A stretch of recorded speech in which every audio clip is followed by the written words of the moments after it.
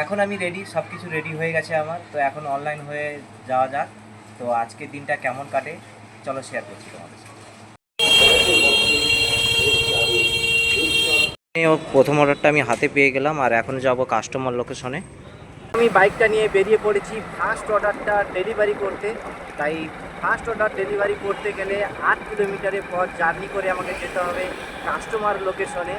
আর 8 kilometre পর জার্নিটা অতটা সহজ নয়, কারণ আজকে এতটাই গরম যে গরমের মধ্যে 8 কিলোমিটার পর জার্নি করে বাইক চালিয়ে যেতে হবে। চলো যাওয়া যায়।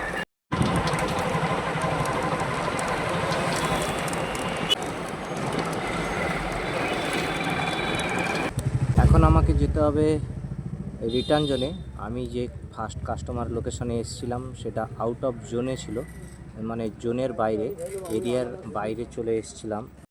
তো আজকের দিনে সেকেন্ড অর্ডারটাও আমি পেয়ে গেলাম।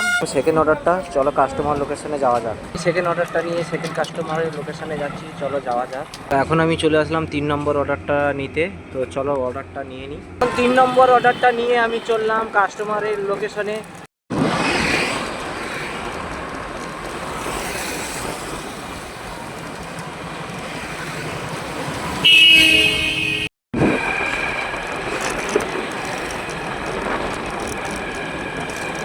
এখন আমি 4 নম্বর অর্ডারটি নিতে যাচ্ছি রেস্টুরেন্টে। আজকের দিনে 4 নম্বর অর্ডার এটা আজকের আমার।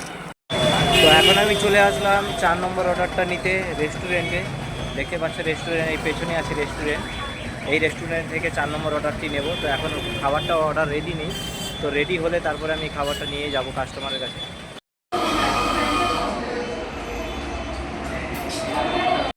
তো এই দেখো গাইস, আমি 4 নম্বর অর্ডারটা নিয়ে নিয়েছি আর এটা নিয়ে এখন যাব কাস্টমার লোকেশনে।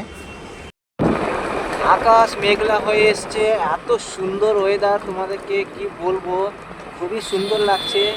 আর দেখো হাইওয়েটা তো আরও সুন্দর লাগছে দেখতে।